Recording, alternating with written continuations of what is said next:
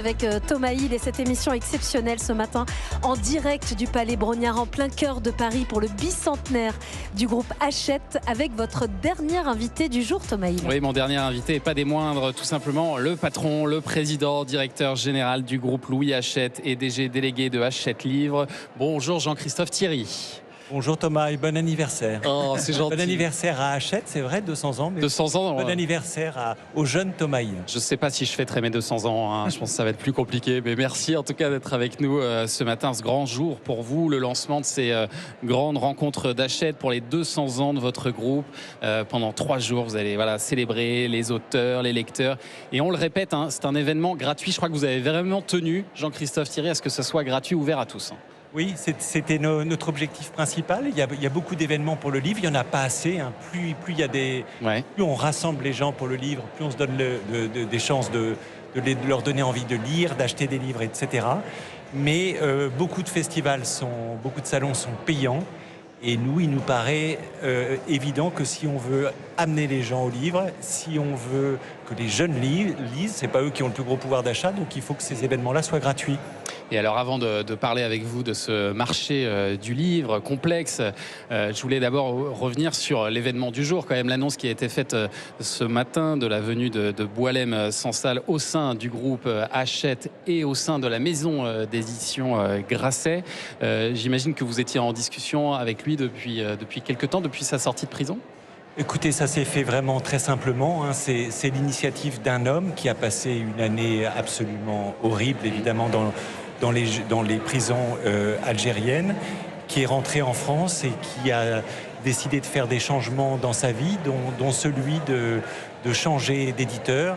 Il est venu nous voir. C'est un immense honneur pour nous de recevoir au sein de la maison Grasset un écrivain de ce renom, de cette qualité, avec tout ce qu'il a écrit depuis des dizaines d'années qui est absolument exceptionnel. Et donc nous sommes honorés. C'est une grande responsabilité de diffuser ces livres à travers le monde. Et est-ce que vous savez ce qui a motivé sa décision ? Non, ça c'est un choix humain, c'est un choix personnel. Comme je viens de vous le dire, ce qu'il a vécu, c'est à lui de le raconter. Mais je ne peux pas me substituer à lui pour cela. Alors parlons plus globalement d'Hachette, parce que Hachette, ça a commencé, vous le disiez, il y a 200 ans, et on l'a un peu abordé tout à l'heure avec Sébastien Bordana. Au départ, c'était une petite librairie du quartier latin. Oui, je vais faire très vite parce que nous avons peu de temps, mais ici nous célébrons la lecture, le présent, le futur, mais c'est évidemment aussi la célébration de 200 années d'une histoire extraordinaire.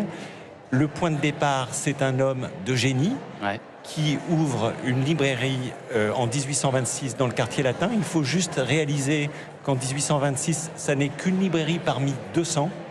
Et ça rend l'histoire extraordinaire, puisque 200 ans après, la petite librairie isolée parmi 200 dans le quartier latin est devenue le 3e groupe mondial d'édition. Et entre les deux, je ne pourrais pas tout raconter, mais vous avez, au début du Second Empire, dans les années 1850, l'ouverture des bibliothèques de gare, qui sont les ancêtres des magasins relais, finalement. Et quand vous avez des bibliothèques de gare, c'est parce que vous vous dites, les gens, qu'est-ce qu'ils vont faire dans le train maintenant, pendant toutes les heures qu'ils vont passer, ils vont s'ennuyer, donc il faut leur offrir des choses à lire dans ces bibliothèques. Donc vous créez par exemple la bibliothèque Rose, avec la comtesse de Ségur, qui, soit dit en passant, était l'épouse du patron de la SNCF de l'époque. Ça a peut-être joué un rôle. Et puis vous créez les futurs guides bleus, qui se sont d'abord appelés les guides Johan. Et puis malheureusement Louis Hachette meurt, mais la maison continue son développement. C'est la reprise des éditions Hetzel qui éditait Jules Verne. C'est la création, ça paraît banal aujourd'hui en 2026, mais la création du livre de poche en 1953, qui est une révolution. Et puis des tas de maisons d'édition, les Grasset, les Calman-Levy rejoignent le groupe. Et aujourd'hui, c'est 200 marques dans le monde. J'ai vu ça, effectivement, vous avez cité Grasset, Calman-Levy, Larousse, Marabout. Comment ça marche? Est-ce qu'elles fonctionnent toutes de manière indépendante, ces maisons, ou il y a quelque chose qui les réunit et des fonctions en commun? Il y a plein de choses qui les réunissent. Alors d'abord, il y a un homme, Arnaud Lagardère. Je me permets de quand même de lui rendre hommage Président. parce que notre président, parce que il y a 20 ans, il a dit « Je crois dans le livre, on va développer le livre, on va investir ». Et le Hachette National est devenu ce qu'il est aujourd'hui, le 3e groupe mondial, des investissements en Espagne, en Grande-Bretagne, aux États-Unis.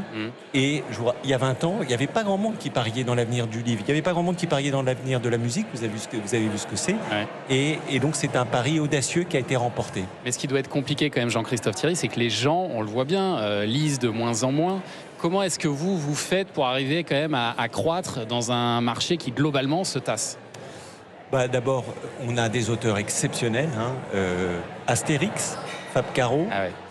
plus de 2 millions d'albums vendus en France, 5 millions dans le monde. Dan Brown, Nicolas Sarkozy, Le Maître, Guillaume Musso, qui j'espère en 2026 sera l'écrivain le plus lu, le plus acheté en France. Ouais. On a des éditeurs exceptionnels, on a 7700 collaborateurs. Vous me demandiez qu'est-ce qui les unissait. Il y a une passion qui existe depuis 200 ans dans ce groupe, qui est la passion de transmettre le savoir et la fierté, je crois, d'appartenir au 3e éditeur mondial. Mais quand vous voyez la place que les écrans prennent de plus en plus dans nos vies, est-ce que vous n'êtes pas inquiet sur l'avenir du livre? Alors je ne suis pas du tout inquiet, je suis résolument volontaire. Optimiste? C'est-à-dire que je pense que c'est un marché d'offres. Donc si vous offrez aux lecteurs ce qu'ils ont envie de lire, ils vous achètent et ils vous lisent. C'est la preuve que nous démontrons tous les jours. La deuxième chose, c'est que je ne suis pas aveugle. Dans nos vies personnelles, plus encore dans celles de nos enfants, les écrans prennent une place croissante. Un jeune de 16 à 19 ans passe 5h15 tous les jours sur un écran. Et 12 minutes à lire. Donc il y a un énorme travail à faire. Ouais. Est-ce que je peux citer un seul exemple de toutes nos actions que nous allons faire?